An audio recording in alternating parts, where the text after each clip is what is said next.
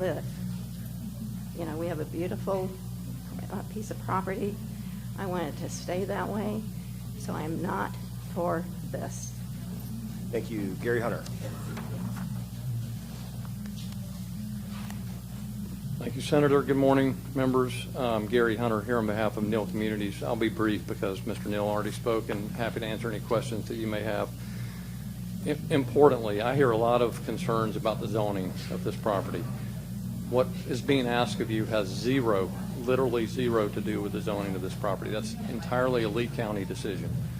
The only question that is being asked of you is to create a stewardship district which allows, if the zoning occurs, if Lee County approves the zoning, to put in place the infrastructure to support this community.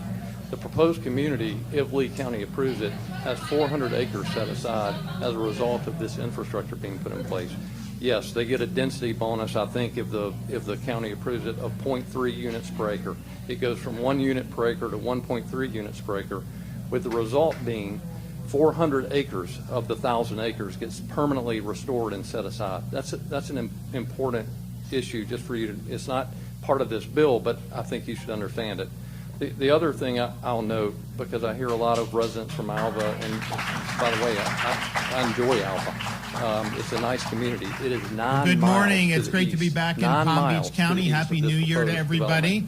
This development is colder than we're used River to Road in Florida, but that's Ranch. okay. It's a lot Literally. colder in Tallahassee. I can tell you that right now. So you guys are lucky. From We're across here. River Road. We got a lot of folks In joining context, us. We have just our take that into relatively account as new you, DEP Secretary, have to make your Alexis considerations. Lambert, Happy to is answer any joining questions. us. Thank you for South your Florida time. Water Management Any District debate? Executive Director Drew Bartlett, Everglades Senator Trust Bassett. CEO Anna You're Upton, recognized. Everglades Foundation thank you, CEO Mr. Eric Chair. Eichenberg, Representatives I have a lot to Gossett, say, if Seidman, that's and okay. Weinberger from the Florida legislature. And I know we got a lot of people from the here- district. I see Alligator bottom line Ron, for I see me Scott Wagner, has been, Chauncey, as you know, a Senate lot of President, folks. one So of my thank number you one guys priorities for was what the you've wildlife done. corridor. So And 6 that years was ago protection tomorrow, of our, 2019, Florida's January environment. 10th, we Because I do believe, outlined a and I very do not wanna ambitious see agenda to try to right the concrete ship from with respect Fort to Myers to Everglades Fort Lauderdale. restoration and water That's an quality in the state of However, Florida. And it was the owners of something this that land, was just very like far-reaching. you I all, think it was something that people have private thought property sounded rights. So good, but in my nobody head, I thought could keep actually be thinking, how do we accomplished. protect And we our basically environment, never yet stopped at the same ever time since. protect private property So rights. our goal So at what that did we time, do? and some We of it's bought it. policy, some of it's resources, So but our goal we at the bought time was conservation we were easements. going We to do bought,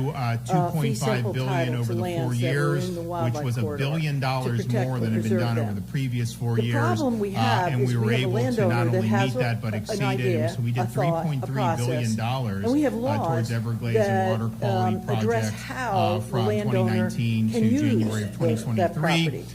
Then we came think 2 about years this. ago tomorrow. Right now, we doubled down if on they're that going and through said we're going to do even an more. application process And with we Lee said, County. okay, we said Lee County has $2.5 the billion the zoning first issues, 4 years. Now, obviously, you have to do in more that because of process. inflation. Lee All these County things cost so makes much the more. decision as to But how we said that we're going to land do could be used. $3.5 Lee County billion. could come back and say, And we basically almost developer, accomplished we're that not in even just gonna 2 let you do years 1 unit all per by acre or itself. half a unit per So acre. this has been This really, is- really significant. And the results have been extraordinary. And we got more work to do, but think about this. In 2019, we had just 57.1 billion gallons of water storage capacity within the Everglades region. We're soon going to be opening up the C-43 reservoir, and when that comes online, which will come online a little later this year, we will go from 57.1 billion to $176.1 billion. And just in time, obviously, for the rainy season this summer. So if you think back to what's happened in the Southwest Florida in 2018 with all the discharges, 2016 on the east coast of Florida, we've more than tripled the capacity, the storage capacity, because of our efforts. But we have a lot of projects that are in the hopper. I'm going to talk a little bit about the Everglades Agricultural Area Reservoir.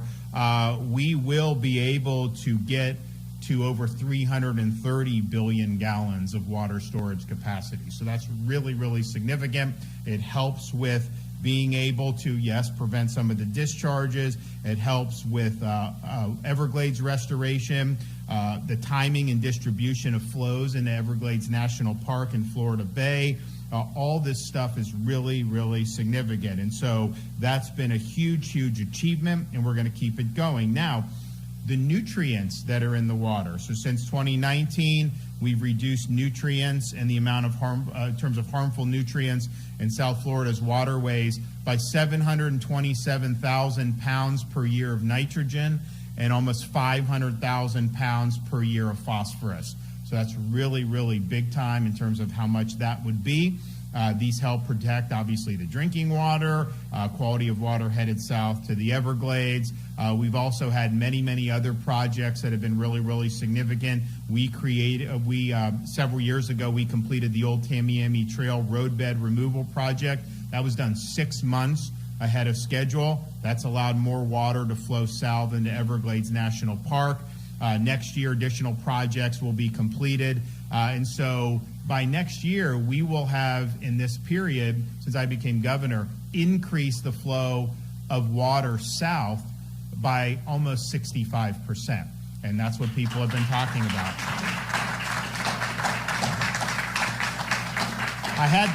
I had them do this little thing. So you can see 2019, the amount of water that's flowing, and then where we are in 2024. And the blue means there's more water that is going and flowing south, and you see that really significantly. This is really how nature intended it to be. This was a result of a lot of human infrastructure and things that have been done. So that's really, really significant that we were able to get that done, and we'll continue to push forward on that.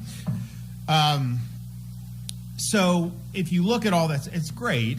But, what are some of the outstanding issues? And like I said, there's more that we want to do from the state, but if you look at the things that need to be done, it's almost all the federal government that just simply does not work the way Florida works. We see that in other states don't work the way Florida works, obviously, with things that are in the news. Our view is like, we got the job to do, we want to get it done. We don't want to be bogged down by red tape. We don't want to be bogged down by bureaucracy. Once we make the decision that this is something in the interest of the state, we want to get it done as quickly as possible. That is not how some federal agencies like the Army Corps of Engineers approach things. I think they just have a much different thing. Look, I can't speak for them. It's not something I've ever been a part of. But I mean, I would not want to be known as the one part of government that's the slowest, right? I mean, I would want to be someone that says we're the fastest, but that's just not the way it does. So over the last 4 years, you've seen delays by the Interior Department and the Army Corps of Engineers. That has hindered the efforts than what we do. So we're doing what we pledged to do. So, for example, the EAA Reservoir, very important reservoir south of Lake Okeechobee. We did the stormwater treatment area that the state handled. Obviously, most of that reservoir is a federal project that is done by the Army Corps of Engineers, and it's a significant project, but the reality is that they are not where we are in terms of the schedule. They're far below schedule when it does that. Now, it'll be a really significant project once it's completed, but they're just not on the same schedule that we are. So we want to move forward on the EAA Reservoir as quickly as possible, and I'll say what our proposal is in a minute on that. But if we're able to get that done, you're going to have massive more clean water that's going to be able to go south through the Everglades into Florida Bay. And just from what we've already done, we have had Florida Bay reach its salinity goals for the first time in decades. And a lot of people didn't think that was possible, so we were doing it. So we faced hurdles. If you look at the Comprehensive Everglade Restoration Plan, the SERP framework, it's supposed to be a 50-50 partnership between the state and the federal government. Yet under my tenure, Florida has done the lion's share of the work in terms of these goals. I really believe with the incoming administration, working with President-elect Donald Trump, we will be able to put better feet forward. And so we are going to be asking that the federal government delegate to the states the ability to take the federal funding, and we will manage these projects, and we will execute these projects on behalf of the federal government, because Lord knows we'll do it a hell of a lot quicker than they will do it.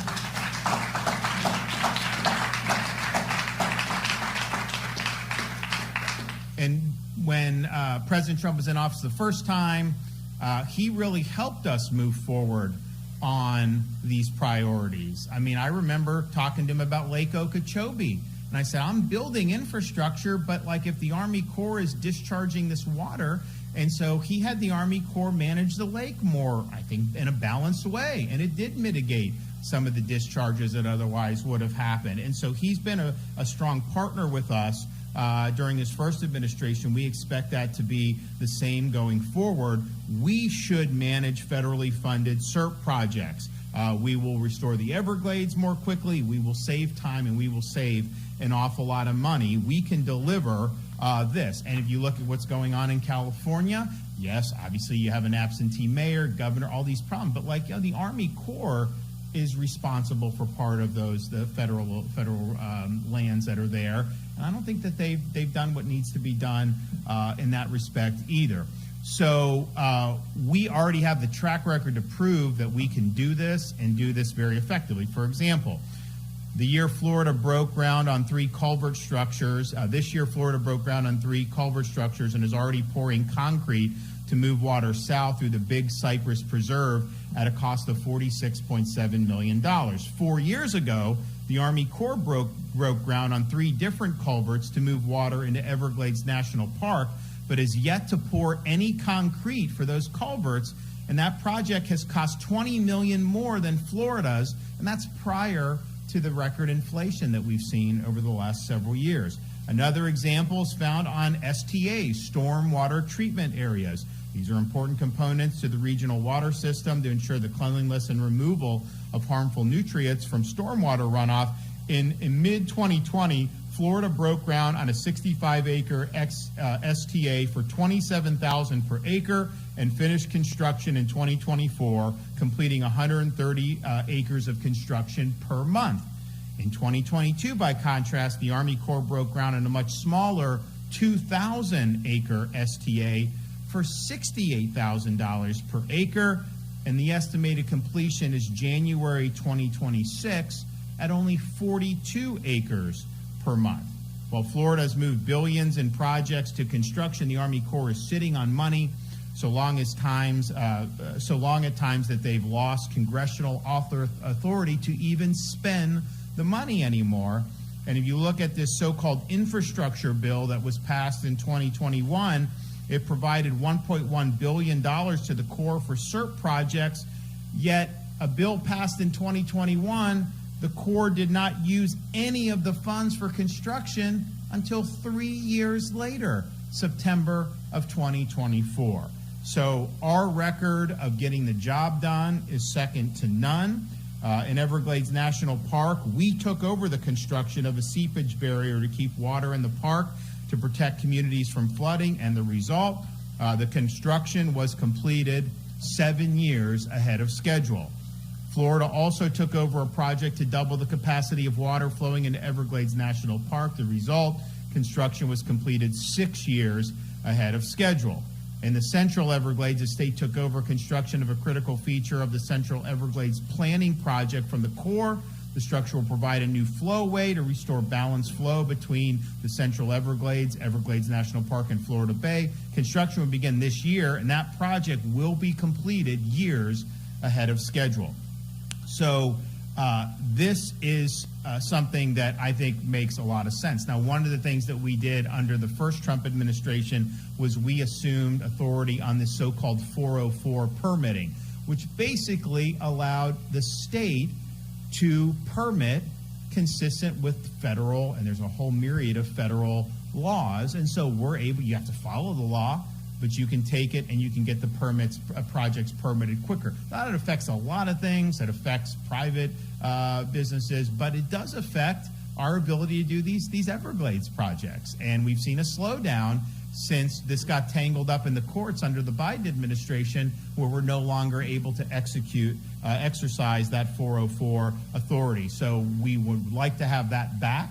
Obviously, there may be still some litigation, but empower us to get the job done, and we will make it happen. And that'll be, I'm going to be with the president-elect tonight with some other governors. And I think his attitude in terms of when I've been talking to him recently is, tell us what you want. You know, we want you guys to be successful. We want to empower the states. So we're going to hopefully enter a period where we have really strong federalism, where states are able to lead on these things. And, you know, the federal bureaucracy at this point, you know, I wonder whether even if they were totally aligned with us, could they even get the job done on some of these things in times that make sense? And I question whether that could even be done. So send us the funds, give us the authority, and let us get to work, and we will get this done and move it along very, very quickly. Now, we're hopeful for that. I think that would be a great partnership between the federal government and the state of Florida. But we also know we're going to keep doing what we're doing. We're not going to turn back. We're not going to just sit there and complain that the feds aren't sending us money. And that's the one thing I've always said about this is you have a better opportunity to get federal support to complement what you're doing if you show you have skin in the game. And we've done. I talked about the record funding. You know, we could just sit here and say, oh, the federal government, you know, should be doing. We've gone above and beyond what we were ever expected to do, and we're proud to do that. And so we're not asking the feds to take over anything we should be doing. We're simply saying help live up to your end of the bargain. So I'm going to be releasing my budget for the next fiscal year very, very soon. And I'm happy to be able to say that we will continue to be strong stewards of not only Everglades, but conservation writ large in the state of Florida. And we will be dedicating a new record, $805 million for Everglades restoration, including, it's big.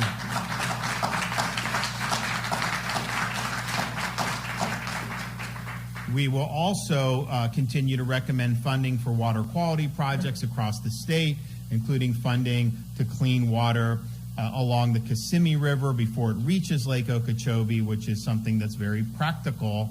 And a lot of the nutrients that got into Lake Okeechobee that would end up in the St. Lucie or the Caloosahatchee in prior years, you know, a lot of those nutrients were coming from Central Florida and, you know, Disney World and all this other stuff. And so being able to head that off really, really makes a lot of sense. So we're looking forward to January 20th. We think that there's a whole host of issues that we're going to be able to work very constructively with the second Trump administration on, and particularly when it comes to these really, really important restoration efforts. This is the largest restoration anywhere in the country by far. And we've had a lot of people that have been working a lot of hard on it. Obviously, we got our board members here from South Florida Water Management District. We've had a lot of great partners in the Florida legislature, and this is something that's really, and then of course the agencies that have been involved with state government have worked really, really hard, and we've had a strong pace. We expect them to keep a strong pace because I think that's what the people of Florida expect. You know, there's certain expectations. I think in other parts of the country, people get into office and they don't really do anything. You know, for us, it's like, okay, you're here, you have limited time, make the most of it. Leave a legacy, get things done. And we have a great, I think, can-do spirit here in the state of Florida. So really, really significant to be here almost 6 years to the day after we initially launched this really, really bold agenda. We've delivered on those promises and actually over-delivered on the promises because we've been able to secure way more funding than anyone thought was reasonable or possible at the time, and we've been able to move these projects forward in really, really significant fashion. So thanks to everybody that's been involved. I think we're going to have another great year working with the legislature to advance these priorities in terms of the budget, and I really, really think that we have a possibility to have a really strong path forward working with the federal government and hopefully being able to have these tasks delegated to the state of Florida so that we can go ahead and get the job done. Okay, we're going to hear from some of our speakers today, so we'll start with Secretary Alexis Lambert.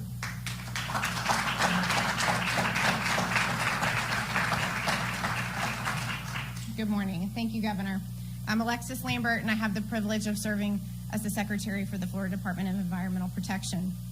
First, I would like to express my gratitude to the Governor for his visionary and steadfast leadership on Florida's environmental priorities. Under his direction, as he said, Florida has invested a record $3.3 billion in Everglades restoration, surpassing the previous 12 years combined, and we're seeing the benefits of those investments. In 2024 alone, we celebrated some major milestones: the completion of the Everglades Agricultural Area Stormwater Treatment Project, the completion of a new water seepage barrier, and the groundbreaking for the first major feature of the Western Everglades Restoration Project. As the Governor said, since 2019, 75 Everglades restoration projects have either been completed, broken ground, or hit a major milestone. Once fully operational, these projects will result in an annual reduction of more than 727,000 pounds of nitrogen and 488,000 pounds of phosphorus.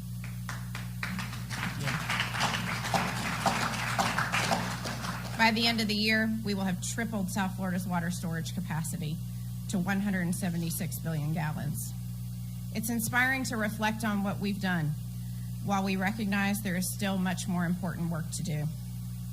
As Secretary of DEP, my role is to help safeguard Florida's natural resources and ensure taxpayer dollars are wisely invested.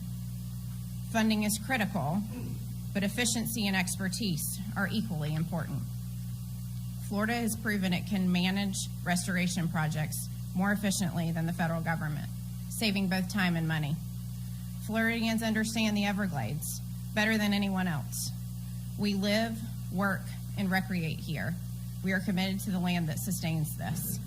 While federal partnership is important in these projects, layers of bureaucracy slow progress and drive up costs. Everglades projects under the Corps oversight take on average more than a year to begin construction, with some more complex projects taking far longer, multiple years, with no start in sight. In contrast, we can begin in approximately 4 months on average, nearly a third of the time that it takes the Corps. Construction delays lead to cost increases. Every year of delay adds an estimated 6% or more to the total cost of a project. We have the expertise, we have the urgency, and we have the determination to get the job done. Delays aren't just experienced during construction. Hundreds of 404 permit applications have been disrupted, delaying essential public infrastructure, energy, stormwater, medical, school facility projects, including many projects related to Everglades restoration. Florida processed 404 permits for Everglades projects in nearly half the time that it takes the Corps, with the same level or more protections. Florida's 404 program was a bipartisan, collaborative application of the Clean Water Act and accomplished more for Florida's environment and economy without unnecessary red tape. Well-equipped states should have the ability to regulate, protect, and restore their own resources. I'm very proud of what Florida is accomplishing, not only in the Everglades, but also in our efforts to improve water quality and strengthen our coastlines. Thank you, Governor, for your unwavering support.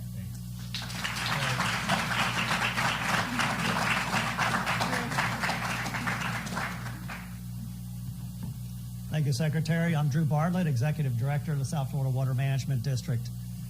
Governor, when you took office 6 years ago, you did some bold moves, and you haven't lost a step. You are continuing to be bold, and that was the word we've used ever since. So 6 years ago, an executive order was issued that said we're going to achieve more now for Everglades restoration.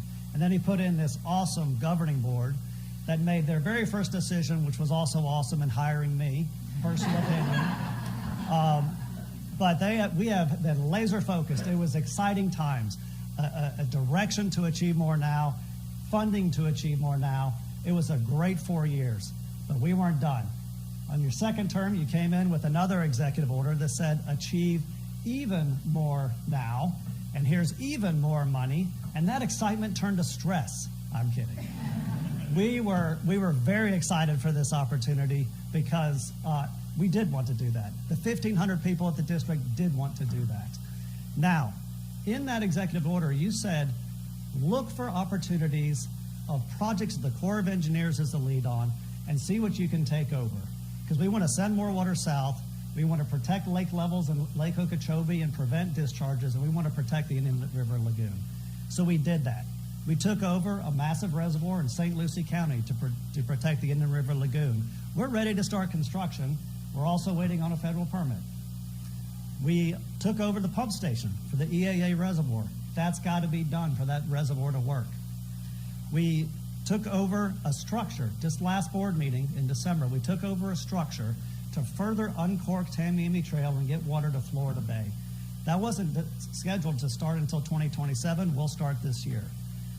And then for Lake Okeechobee and the estuary discharges, Northern Storage has been on the Corps' docket since 2016 trying to get it authorized by Congress. We took over a massive above-ground reservoir project, started planning right after your executive order, and that got authorized in 2022. The Corps schedule is 2028 for that. So we did it in 2 years. So this is stuff we're doing. We are a nimble organization. The state can get things done, and we're seeing the results. The governor showed you how much more water we're sending south. We haven't had a lost summer, right? We've been managing the lake. The estuary discharges from the lake are greatly reduced. It's great times. We are in a golden age of Everglades restoration as we sit here right now. But it's not just environmental restoration. This is resiliency. This is preparing Florida for the future. It is keeping water in our system for not only the environment, but for people. So it's important to get it done now. It's important to get it done expeditiously. And so the 1,500 people at the South Florida Water Management District appreciate your leadership.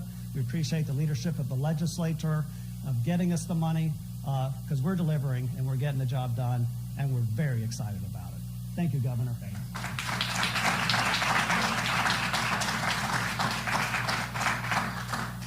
Good morning. I'm Anna Upton, CEO of the Everglades Trust. I'm thrilled to be here today to talk about Governor DeSantis' historic commitment to Everglades restoration. He understands that Florida's economy depends on clean water, and since day one, he's been laser focused on delivering results for Floridians, from expediting major restoration projects to adopting a new lake regulation schedule to raising Tamiami Trail. The progress has been unlike anything we've ever seen in the history of Everglades restoration. He's given the South Florida Water Management District marching orders to expedite Everglades restoration, and I'm proud to say the district has delivered. It is the best local sponsor for water projects in the whole country. You can't have a better partner than the district. They can build water resources projects faster and at a lower cost. So we fully support having block grants to the district to carry out the comprehensive Everglades restoration plan. Because of Governor DeSantis' leadership, we are closer to seeing Everglades restoration fulfilled, and that is why I have taken to calling Governor DeSantis America's Everglades governor. He made a promise when he came into office to do all that he could to advance restoration, and he has delivered on that promise. We look forward to working with the Florida legislature and hopefully Congress to deliver the funding needed to keep the historic momentum going, allowing us to leave America's Everglades to the next generation better than it is today. Governor DeSantis, we would not be here without you and your strong leadership on Everglades restoration, and for that we are extremely grateful. Thank you.